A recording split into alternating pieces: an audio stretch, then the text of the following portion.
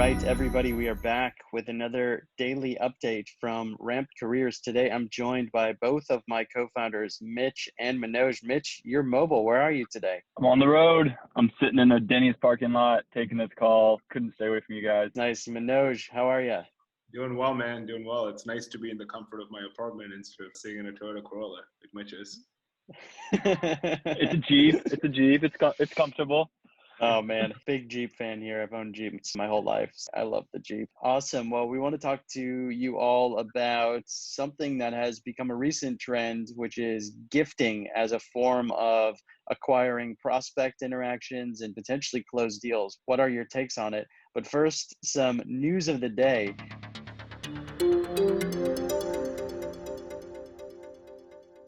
Guys, American Airlines is cutting 19,000 jobs when their federal aid runs out in October, according to CNBC. Not a great sign for the airline industry and potentially not so great for the economy overall. What do you guys make of this? That's an enormous amount of folks that are not going to be working there anymore. Did it mention what type of jobs they are? I think it's a combination of pilots. I think 1,500 of those jobs are administrative, but the rest are pilots and other folks that are kind of unionized and are working on the flight operation side of stuff. So a lot of them are flight attendants and pilots, unfortunately. So they're going to be cutting routes. There'll be less flights going out on a daily basis. I think that's already happened. It's just that a lot of folks continue to stay on payroll because of the federal funding. And now that the funding's gone, these were not folks that were actively working. I think the cuts have already happened. From what I read, it looks like this is a 30% drop in headcount compared to last March. I think that's what I read this morning. I'm a huge fan of American. I exclusively fly American, so it was bound to happen. I think American as an airline has had issues to begin with, but I think it's the first of many. I'm assuming that the same will happen to Delta and United. The bigger question is, what are all these workers going to do? Because again, remember in the past, it was easy for folks to find alternative employment in retail and the gig economy, especially if you're already in the service industry, you could transfer into something else as an intermediary. But now all of those jobs are gone too. Big question is, what are they going to do? For sure, troublesome. And I think it's consistent with everything else that I'm hearing in the marketplace about when things will eventually rebound. It looks like at a minimum, it's going to be Q3 of 2021. I don't see things changing any faster. And it's sad, but it seems to be the pragmatic way of planning. Yeah, the PSA here is to all American Airlines employees is you can sign up for Ramp Careers and we will help you get a sales job in tech. So it's super sad that they're losing these. I think they'll come back. I just feel like it's going to be years. I don't think it's going to be months for this industry because the psyche of the folks that are and were traveling has shifted quite substantially since the start of COVID. So hopeful for the industry in the long run, but in the short term, it does appear to be a little bit painful. Well, let's transition out of that into the topic of the day, which is paying for prospects, paying for closed deals. It's a tricky topic. There's been several innovations around this, namely companies like Sendoso and other gifting platforms. What is your high-level take on this type of prospecting, Manoj? I know you had some thoughts on this in our discussion earlier. Yeah, I mean, to your point, it certainly is tricky because at the end of the day, you can call it whatever you want to call it, but it's another tool that you're using in your arsenal to convince someone to give them a bit of your time. A lot of these platforms and a lot of gifting that I see happening, at least from a prospecting perspective, are I'd say token amounts. I think, I haven't seen anything large. I've seen some gift cards, which is a bit of a departure from, let's say, sending a company branded t-shirt, because to me, a gift card is as good as cash, right? And so, is your prospect time worth $15 or $20? Probably worth a little more than that. So I definitely think that it's approaching towards hey, this might be questionable, but it doesn't have the magnitude, right? You're not really spending that much money. So it's almost like let me try and see if this will influence you to make a decision. And again, I'd be surprised if prospects choose to spend a half an hour with you for $15. I don't think that that's the case, especially if you're trying to sell enterprise software that's worth tens of thousands of dollars. However, it might run afoul with some internal company rules, right? As someone that's prospecting, I'd love to use every trick that I have in the book. What do I lose? I'm spending money for leads. I'm spending money for my prospecting software. I'm spending money on LinkedIn subscriptions, pouring marketing dollars for content. What do I lose? Another $15 to give a gift card. So I get it. But I wonder, as a buyer, I think you should certainly be aware of whether there's internal rules and policies that will not allow you to accept gift cards. The other, thing that I've also seen is this whole idea of, hey, spend time and I'll donate to a charity of your cause. I think that used to be okay up until a few months ago. Someone challenged that notion and it changed the way I look at stuff, where, the question is, if you're able to donate to a cause, why do you want to hold someone's time as hostage, right? I mean, if you really think about it, right, if you're a business and you're able to support another cause, are you really going to hold, someone giving you half an hour of their time as hostage for you to release those funds? So I think that used to be okay. I think it's being challenged these days, but my general take is it's okay if it's de minimis, if it's okay if it's $10, $15, but I think it gets trickier if it's any more than that. Mitch, I know that, you're big on large dollar value enterprise sales, and, you might even live in a world where it's common to have boxes at sporting events, tickets. These are $500-$600 items. What are your thoughts on it? That's exactly what I was going to say. This has been going on for years in every industry, outside of SaaS, in the form of expensive dinners, $3,000-$4,000 dinners at steakhouses, and baking and advertising, going to clubs afterwards, taking prospects out, giving them. I mean, I've had friends in those industries where they just been straight up given, $500 gift cards to Rag & Bone, to go shop there. And those types of industries where everything's just commoditized, you sell on based on the relationship. So it's been going on for years in other industries. We're just seeing it kind of encroach into SaaS and more tech companies in the form of prospecting, like you mentioned, whether it's simple gift giving, simple, hey, here's $15 to Starbucks if you get on a call with me. I don't think it's all that bad. You should be careful though. Probably internal rules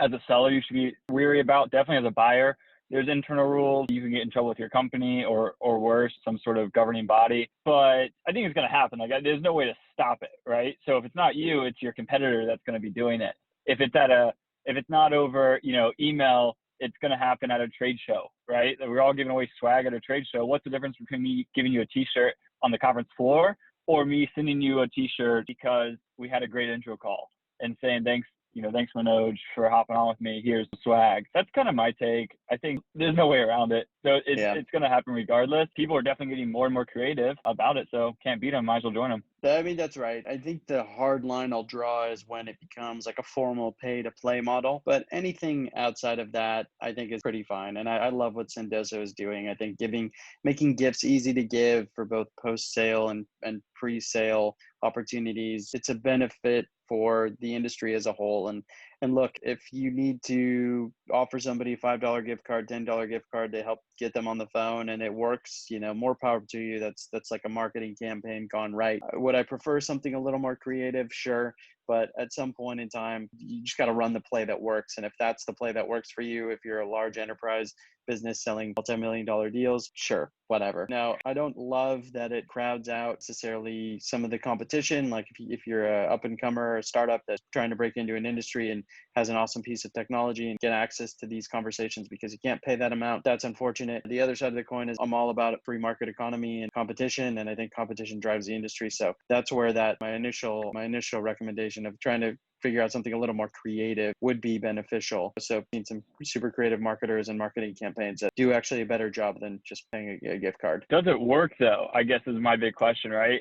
When you all have been targeted in the past by these type of campaigns, does it work to the point where you'll accept the meeting, or does it influence your decision to actually go with the company on a specific deal? That's a good question. I think in my case, I've seen this happen 2 occasions. One is I see G2 Crowd doing a lot of this, where they're like, hey, review this particular company, review this particular software, and I'll give you a $20 gift card. This never worked, right? Because I want to review something because I enjoyed the product or service. I'm not going to go write a review for $20. Like, to me, it kind of undermines the effort that I'm putting. And I also don't think that if a $15 gift card, at least personally, is going to influence me to take a meeting that I wouldn't have taken otherwise. Now, it might influence timing of it. To me, I might feel, I don't know if guilty is the right word, but I don't know what it is. It's like it's an incentive in some ways where I'm like, oh God, if I take it, then I'll have to kind of take the meeting. So I almost feel like it might influence the timing and the pace at which things move further. But man, I mean, if I am a buyer for a company and I'm making decisions to purchase product or service based on a $15 gift card, I think that there's some other larger fundamental problems at play at the business that I'm in. And I don't think that I should be empowered or qualified to be a buyer. That's a terrible way. I don't think it's right. But for sure, I can see this influencing timing of it, especially if it's like gift card as opposed to swag. Problem I've always had with swag is, am I going to use this? Like, some of these t-shirts are horrendous. If it's garbage swag, you don't want it. I have to admit, I was cleaning out my closet this weekend in anticipation of my move, and I have, no joke, more than a dozen different pieces of swag from all of the startups I've either worked at or consulted for. Soon to come is our ramp swag. So, I'll add to that collection, but it's a graveyard of both companies and swag. I guess that leads me into my next question. What's the best gift you've received either as a prospect or a customer from any company? What stands out in your minds as the best that you've seen? I'll go first. Unpopular opinion, but to me, the order of gifts is to start with cash and then gift cards. That's the way I am when people give me gifts too. I'm like, listen, I appreciate the thought behind your collage, but it's another piece of stuff that I have to keep in my house, right? And so I'm going to go out and say it. To me, it's all about utility.